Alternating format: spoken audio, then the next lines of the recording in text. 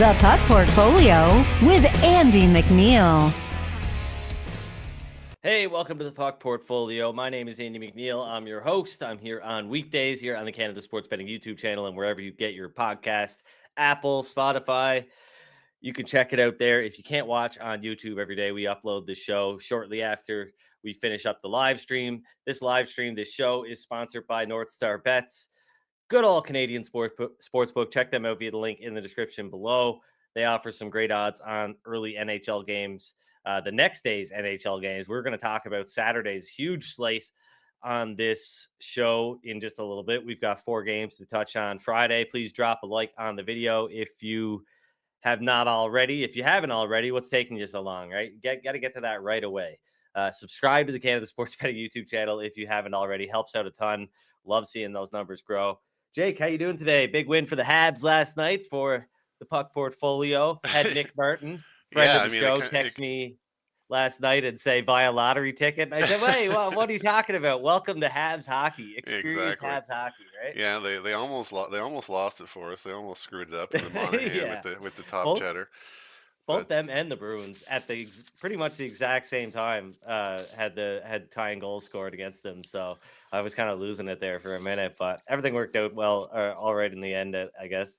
Yeah, it was a bit suspicious to see them go up 3-0 in the first period. Something seemed off, and then of course in the second and third period, the Islanders actually started playing, and you're like, oh, okay, these are the Habs that I remember. So yeah, but we pulled it off in the end, and yeah, it was fun. I will say this about the Islanders, though. That's 2 games in a row that they fell down early in the game against Vegas and then against Montreal. And really let score effects kind of take over. Teams do sit on leads, right? And they do let the opponents, the trailing team, come at them in waves. So the Isles got to figure out how to get a lead, play with the leads like they used to. They can't be playing from behind. They just don't have the guns, I don't think, to be playing from behind in down 3-1, 3-0 in the first period. That's not gonna go well for the New York Islanders. But yeah, Montreal got the job done. It was definitely a sweat. So they cashed the underdog pick half unit play. Boston Bruins, they won me a half unit at -130. The New Jersey Devils, they didn't show up until late in the game. They were down 3-0. They scored a goal in the third period and then added another one with about a second left on the clock with the extra attacker. Too little too late for the Devils. They did not come through. And then, unfortunately, the 2 small bets that I had on anytime goal scorers did not hit either. $100 better would have made about $15 on last night's slate. So not a losing night, just not a winning night. Kind of gave some back with those player props, but we'll move on to Friday. We've got a bet on the LA Kings half unit play, +135 at NorthStar Bets. The odds had moved down to +123, but things have moved back. They are +135 at NorthStar Bets. So yeah, I still like the Kings for a half unit play there. And I mean, looking around at the rest of the market here, I don't know. I think it's kind of bounced around a little bit. Some of the market makers had the Kings up north of +130, but now they're back down to the +130 range, +127, stuff like that. So that +135 that's out there at NorthStar Bets, still looking like a pretty good price. And I guess it's a good thing that it moved back.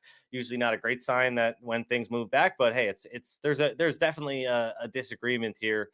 In the market, there's some bettors out there like myself that like the Kings at this underdog price, think it's a good spot to buy low on this LA team that, as I talked about yesterday, over the last month, they've got just 3 wins in 15 games, but they've got the second worst shooting percentage at 5-on-5, despite ranking among the top teams, second in shots per 60 minutes, and 9th, I believe, or they're in the top 10 anyway, in the back half of the top 10 in expected goals per 60 minutes. So not playing great right now. Their expected goals percentage down around, that break-even mark. But I think this is a good spot. Not all that much separating these two teams. Statistically, the Avs, they've just been having a little bit better luck offensively. And I think, really these two teams match up pretty well on the surface anyway on defense. I think the Avs have a little bit of an edge there, but look, I think at +135, worth a small bet to buy low on the Kings. And I guess, take it for somebody that I haven't been beating my head against the wall here, like saying that the LA Kings are a great team and I'm going to keep betting on them over this last month. I haven't been doing that. I've picked my spots. and have come out ahead with the LA Kings here. But yeah, I think this is a good spot with everybody seemingly thinking that Colorado is going to roll the Kings here. I guess I don't think that is necessarily the case. They just need some offense to some luck to go their way on offense, and things can turn for this team pretty quickly here. The other one that I'm considering adding now, and I'm going to add it because there are some bigger prices out there. So the Pittsburgh Penguins, they are hosting the Florida Panthers, and I think Florida is a better team than Pittsburgh. But is there really that much separating these two teams right now? The Penguins, they rank second in expected goals per 60 minutes over the last month. The Panthers, rank third. The Florida ranks fourth in shot attempts per 60. The Penguins rank third. The Penguins and Panthers, they both allowed roughly 2.6 goals per 60 minutes during that stretch. So they're, kind of performing identically on defense. Pittsburgh, they've got a rest advantage here. They play again on Saturday against the Montreal Canadiens. But they've been off for 3 days. So they've got 2 days rest over the Florida Panthers, who have just had 1 day off since their last game. They play again on Saturday against the New York Islanders in New York. So with Pittsburgh being in action against Montreal, I thought Tristan Jarry was pretty probable to start in this game.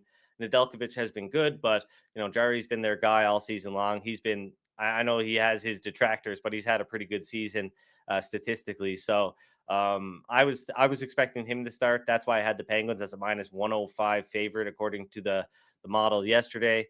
There's been a change here though, because Nedeljkovic is in goal now. Pittsburgh has confirmed that. He's got a 915 save percentage. In 15 games this season. He saved the Penguins approximately 3.7 goals above expected, according to Evolving Hockey. Jarry, on the other hand, he's got a 914 save percentage in 31 games, so twice as many games as Nedeljkovic has played. And he's saved the Pens 14.4 goals above expected in those 31 games. So, big drop off there, but Nedeljkovic has still been performing like an above average goaltender. And I think the big thing here is that over the bigger sample size, Nedeljkovic has been very up or down. He had that one great season, then went to the Red Wings, and things were pretty bad there for him. So he's been on the right track. We'll see if he can keep going here against the Panthers, but I'm going to lock in the Penguins here at plus 120. That is available out there in the market. I've got to double check to see if that's actually available here still, because it doesn't seem. I'm going to lock. I guess there's plus 115, which would be good enough for a small play. But I would not bet the Pens at even money or anything like that. But let me just double check here.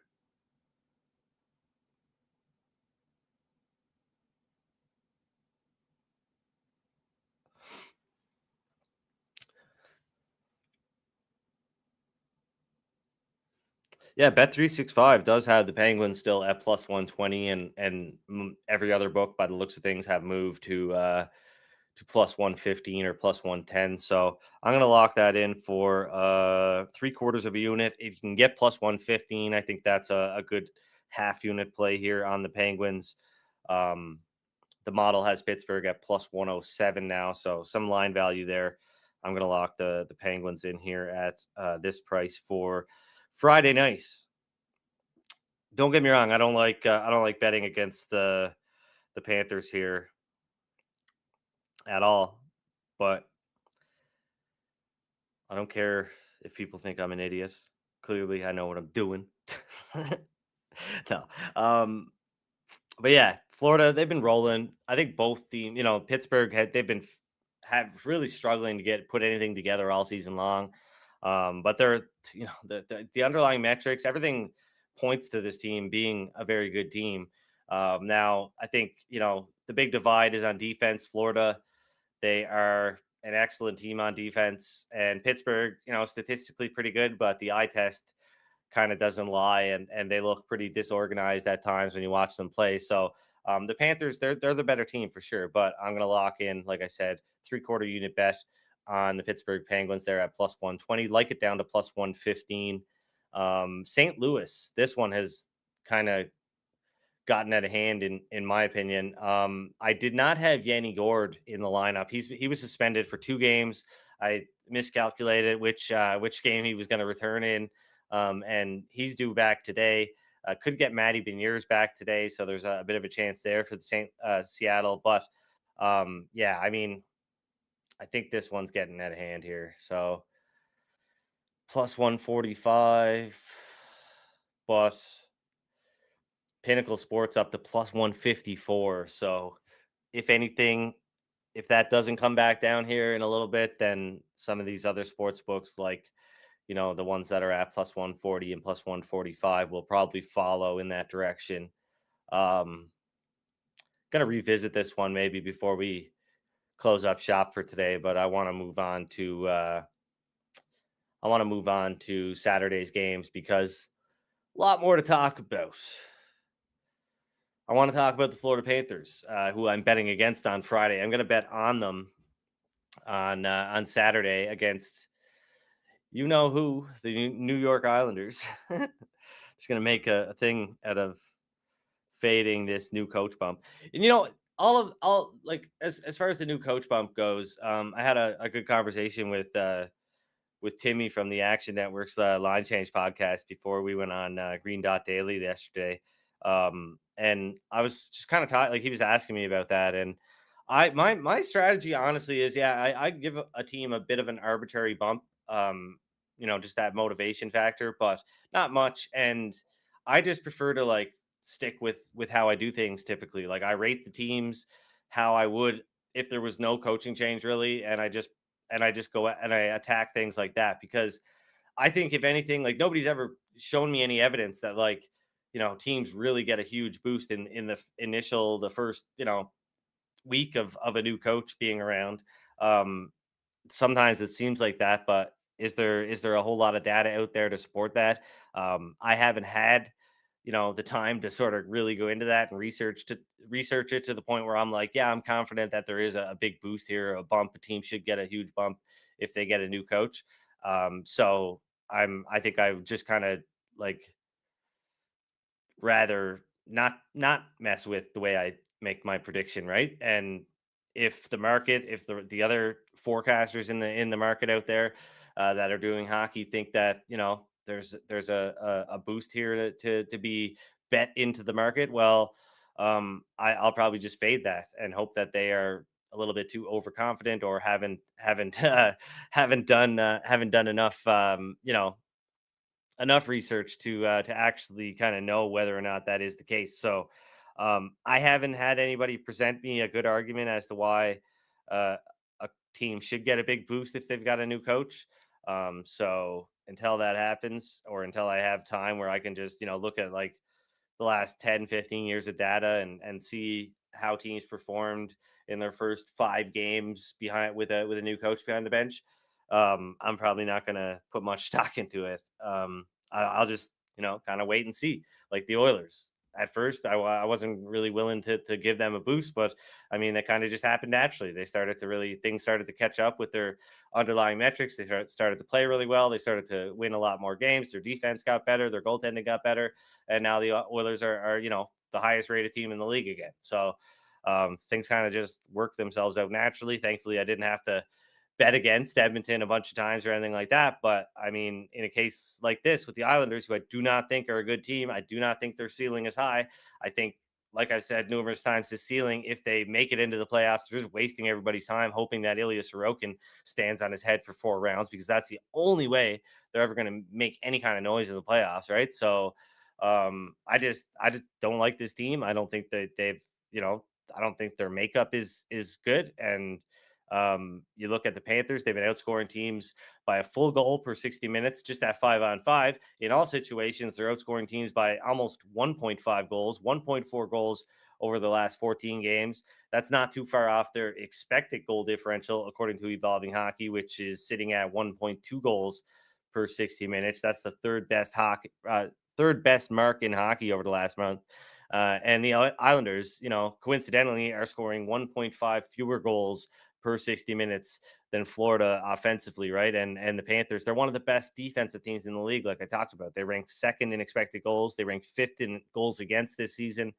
and the Islanders are kind of on the other side of that spectrum, ranking bottom 10 in both categories. So I like the Panthers here at minus 133. Obviously, they're on the back to back. They've got the Penguins. They could start Sergei Bobrovsky tonight. They could start him tomorrow against the Islanders. It doesn't really matter to me. I think Stolarz is a pretty good goalie, at least in, he's capable enough in the regular season, and I'm definitely locking the Panthers in here at the current odds at NorthStar Bets, which are minus 133. Excuse me. Yeah, minus 133, locking that in to win 1 unit on the Florida Panthers. I think that's a pretty good price. It did open at minus 128, moved up a little bit there, but still a really good bet at minus 133. Some books will hesitate to put this one up because it is the second half of a back to back, but um, hopefully some more will put this one up, and those of you that aren't in Canada can get access to that one when it opens, because yeah, I mean, I don't I don't know, man. I don't see it with the Islanders. Hopefully the line moves in my direction here, but yeah. The other bet that I have really got my eye on here is the Anaheim Ducks at plus 195. And this is more of just, a fade of the Minnesota Wild, not really thinking that they should be priced this big of a favorite against almost anybody in the NHL outside of a couple of teams. They own just 39% of the expected goals on Thursday against the Preds, and they lost the game obviously by a score of 3-2. They're ranked 23rd in expected goals percentage over the last month over at Evolving Hockey. And I know people say like, okay, well, they're getting healthier. Well, Kaprizov's been back for 7 games, and they might play better down the stretch here, but he's been back for 7 games, and they've been really bad at 5-on-5. Only one team has generated fewer expected goals per 60 minutes than the Wild over the last 2 weeks. So offensively, they're not doing enough, and we know that Anaheim has a pretty good goaltending tandem in John Gibson and Lucas Dostal, and the Ducks. I mean, while they're not the greatest offensive team, they've got some skill. I mean, they took the Stars to overtime on Thursday, and they've been kind of giving some teams some trouble all season long. So at plus 195, I'm okay locking the Ducks in for a half unit here, and hoping that they can when they can pull off the upset versus the Minnesota Wild. And right away, those were the first couple of bets that stood out to me for Thursday. I probably would be interested in the Winnipeg Jets. We'll see where things open. I'm guessing that the price will be cheaper when other sports books open. Just kind of based on what I'm seeing right now out there. NorthStar Bets has the Jets at minus 119, the Maple Leafs down at even money. Both teams have been off for 2 days after they played in Toronto on Wednesday. The Jets, though, they've got some big question marks in the lineup, as they did heading into Wednesday's game. Gabriel Velarde, he's missed the last 2 games. He's listed as day-to-day. Mark Scheifele, he was kind of expected to maybe play on Wednesday, so I would consider him more likely, I guess, than Velarde at this point.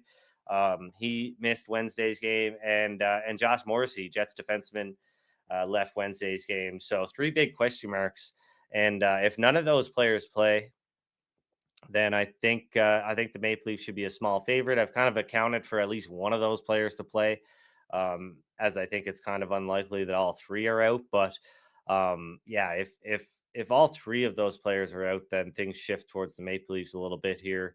But yeah, coin flip basically is kind of what I've got it at right now. If all 3 players are back in the lineup, I think Winnipeg should be around the minus 127 mark, I believe.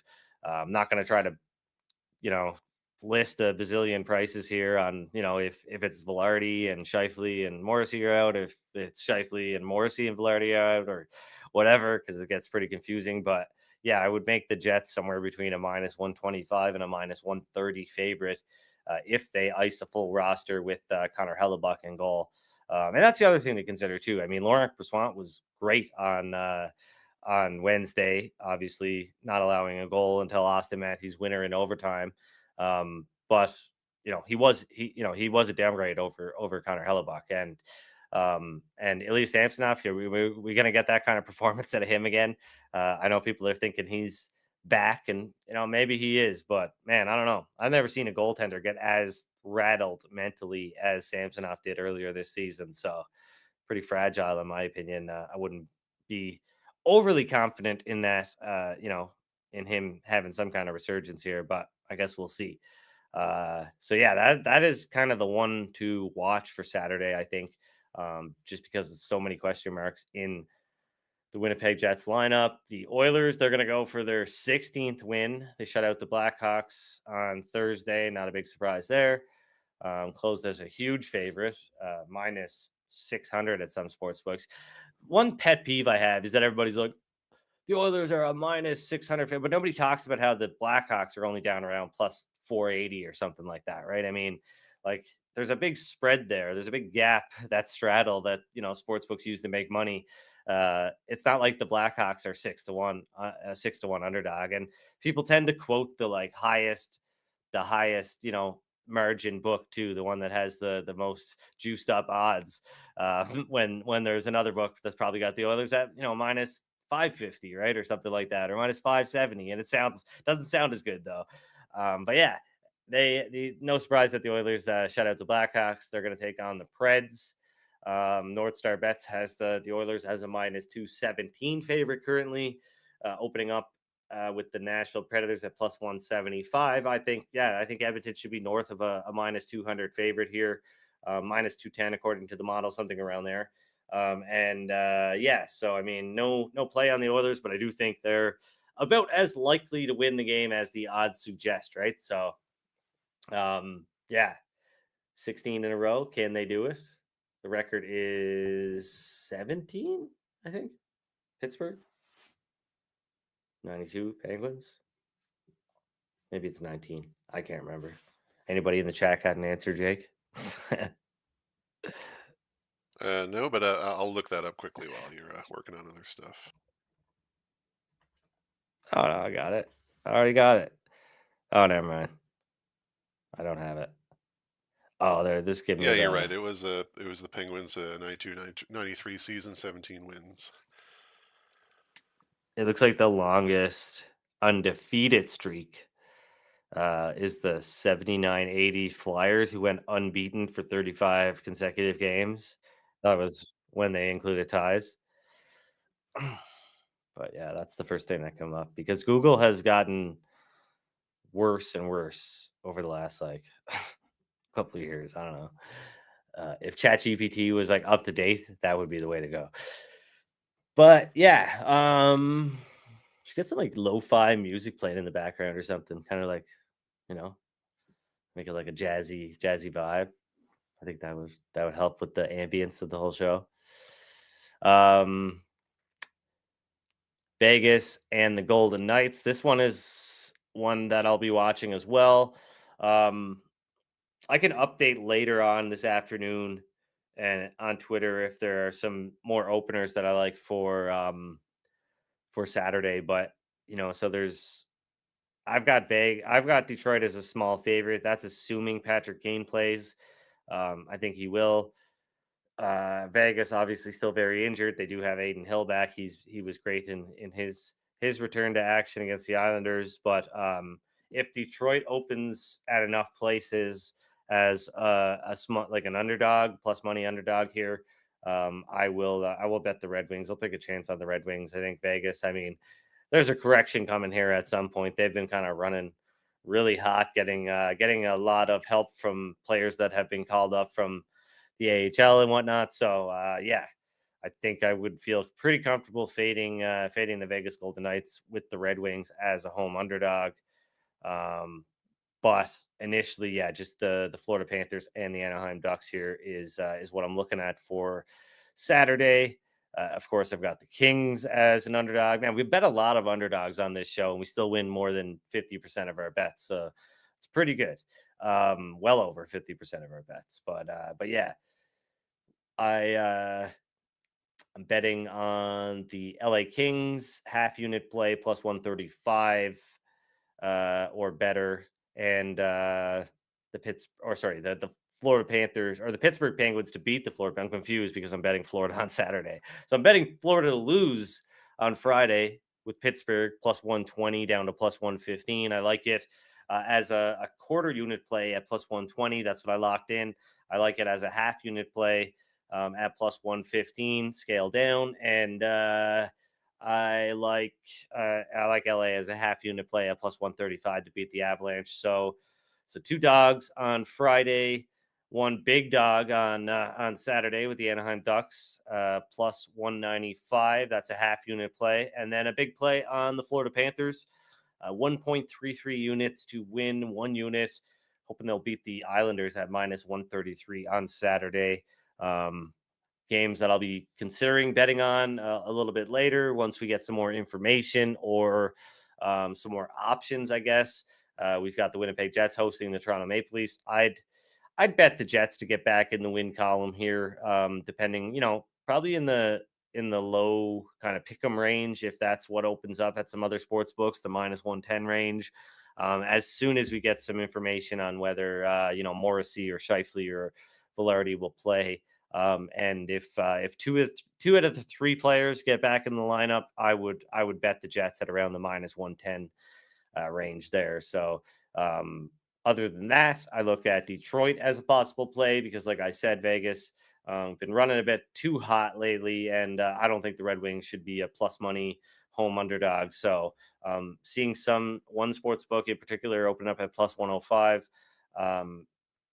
If that happens at a couple of other sports books that I have access to, I would consider that for sure. Chicago and Calgary. I mean, the numbers don't say bet the Blackhawks, but man, the Flames, they are a mess right now, losing 5-2 to the Columbus Blue Jackets on Thursday. And the Blue Jackets, they're in Vancouver taking on the Canucks plus 235 underdogs.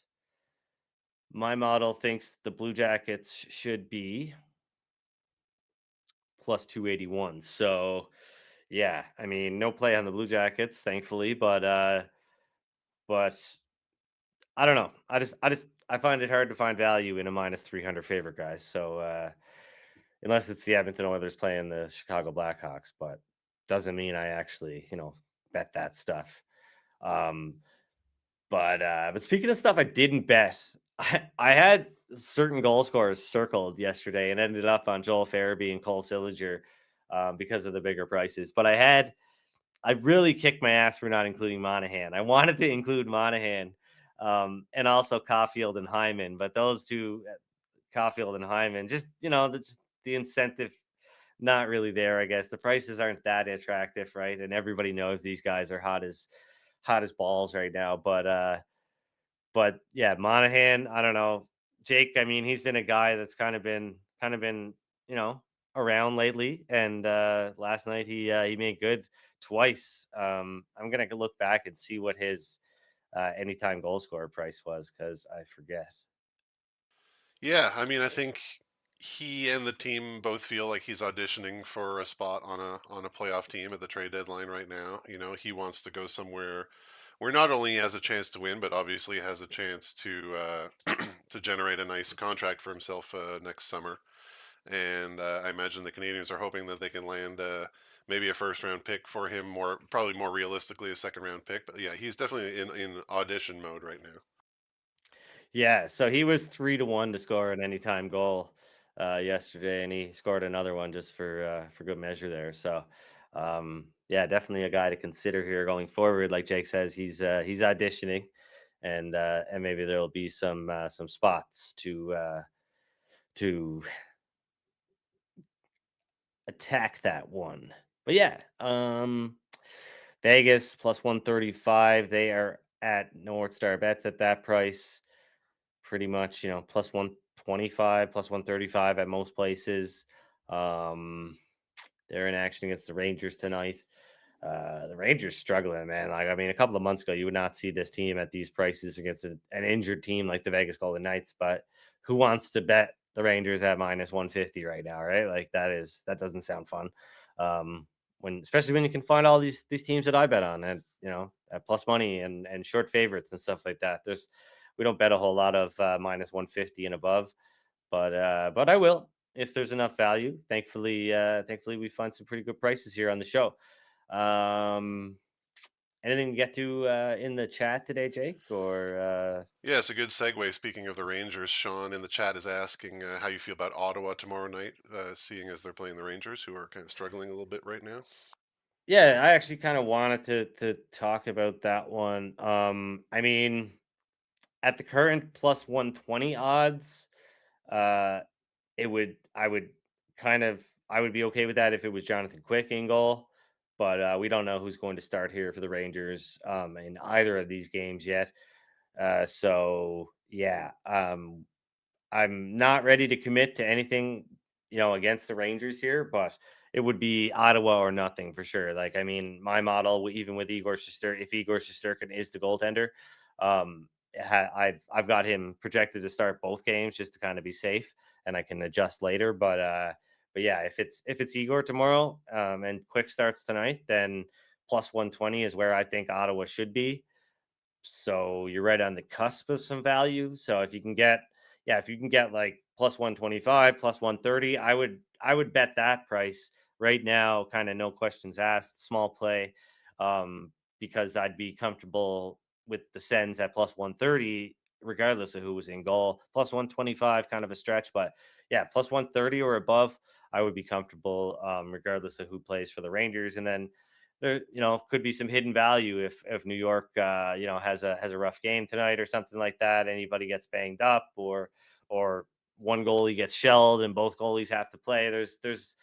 There could be some benefits there. So I mean, I look at the kind of the Ontario market here. Obviously, I'm in Alberta, but looking at the Ontario market, there is some one rogue kind of sports book there that has a plus 135 on the Senators. So I guess if you're there and you could bet that, then sure. But I'd hold off and wait and see where the rest of the market kind of comes out on this one, because there might be some, yeah, there might be some better prices out there later. But Ottawa, I mean, they played pretty good against Boston on Thursday, and I'm sure people that bet on the Senators feel like they got robbed.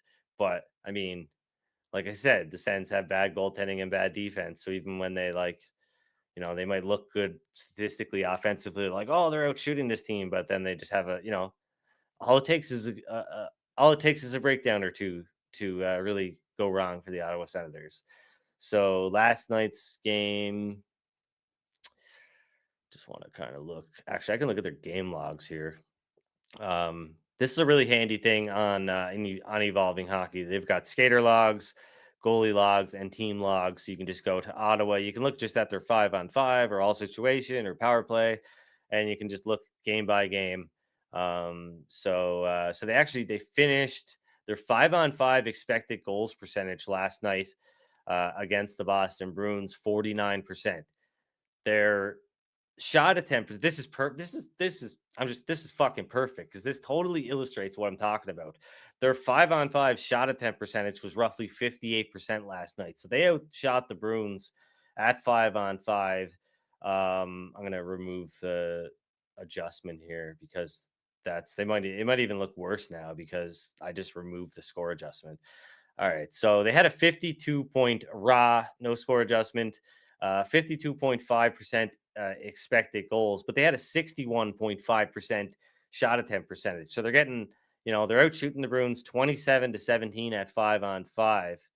But the expected goals were 1 to 0.92. So like a tenth of a gap between their expected goals and and Boston's expected goals, despite getting what, 10 more shots than Boston?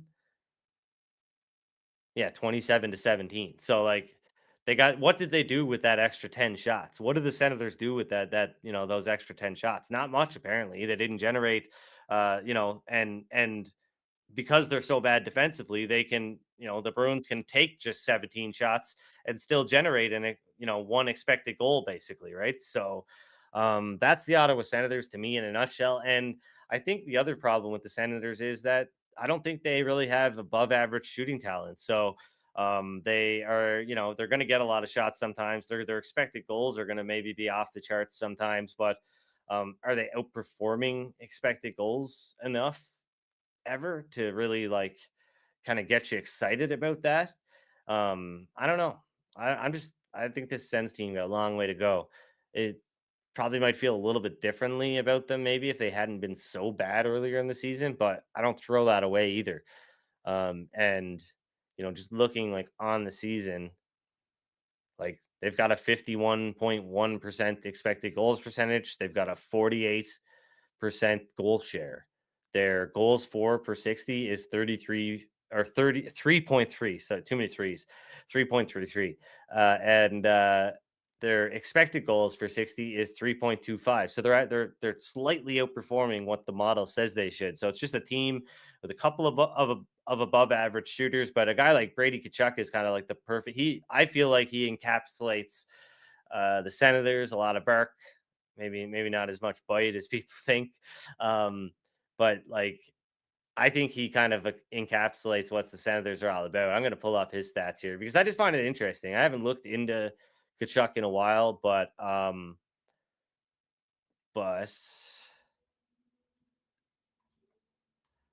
me going off on the Senators now. I'm just gonna go like select all seasons. So I just want to pick out like how many times he's underperformed his expected goals. Um, So in 18-19, he had 27.7 individual expected goals generated. He scored 22 goals. In 2019-20, he generated 34 individual expected goals. He scored 21 goals. 2021, he generated 27 expected goals, scored 17.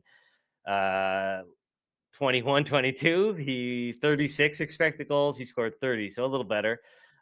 Last year he generated 52 individual expected goals. He scored 35. So like that's what it takes. Like he's got to like generate a ton of chances. Like I don't think he's not a very inefficient. He's an inefficient shooter. He's not an effective shooter. He just shoots a lot and he eventually like plays the percentages, I guess. And this year he's got what 23 individual expected goals and 19 goals. So, kind of keeping pace, I guess, with his expected output this year, a little bit better than last year. But like, I mean, yeah, how many shots did he take? 347 shots last year, which is like 60 more than the season before. So yeah, he just takes a bunch more shots, and I don't know. This ends. I don't think that's a great game plan, right? I don't think that's a great way to like to flow your offense through a guy who is not maybe the most talented shooter. So I don't know. The Sens need some more talent there for sure. Uh, Not sure how Ottawa fans will feel about me saying that, but anything else, Jake? I just went off on like a 10-minute Senators rant there. So No, no, nothing else in the chat. Sean appreciates your sense analysis, but yeah, that's you know what I mean, though. Like I mean, the proof is there. Like there's for this sure. model, Yeah, this no, that it says like this player should score this many goals. He never lives up to that. That is like what 6, 7 seasons there. I yeah, mean, he's not a good shooter. He's a volume shooter, and that's how he scores. So maybe he shouldn't be taking so many shots. Get somebody else to do it. yeah. I think on a much better team, a player like Brady Kachuk becomes pretty damn valuable. But when you're counting on him for so much offense, it's not Yeah. it's not a winning Yeah, formula. it's not his fault. Maybe that's the other thing to also I should say. It's not his fault. He's got a lot of the weight of the team on his shoulders. People expect him to be this guy, so he's trying to be this guy. And that's one thing I can say. He tries better than a lot like most players, right? Like he is very effective. He does his best. But yeah, I mean his shooting percentage should be much higher if he was as talented, I think, as people think he is. I don't think he's ever going to be a 50 goals. Not like based on what I've seen, I don't think he could ever get to the 50 goal point unless he generates, 75 expect like an expected output of like 75, 80 goals, which is, good luck doing that. You're gonna have to take like 550 shots or something in a season. So, but yeah. Anyway, just killing time, I guess. I know there's a lot of games on Saturday, but you got to be patient. You can't just rush in head first. I've surveyed the whole slate and picked out the ones that I liked the most, which were Florida to beat the Islanders on Saturday at -133 and the Anaheim Ducks at +195. And clearly if there were more bets to be made, I would make them. Like there's only 4 games on a Friday and I have 2 bets. So I'm not against, betting as, more of the slate. It's just, I don't think there's as many options maybe as it looks like on Saturday, but I'm sure we'll find some more because, yeah, is every team in action? 1, 2, 3, 4, 5, 6, 7, 8, 9, 10, 11, 12, 13, 14. No, not every team. Almost. But yeah, thanks for joining the Puck Portfolio today. I will update on Twitter a little bit later, probably late afternoon, early afternoon, sometime mid-afternoon, sometime in the afternoon. I'll update on whether I like any other opening numbers. I'm sure there might be 1 or 2 more here as far as the sides go. And yeah, but that's it. That does it. Get out of here. Like the video, subscribe to the channel. Thanks. Appreciate it. Have a great weekend. Good luck with your bets. Pay your bills. I don't know. See ya.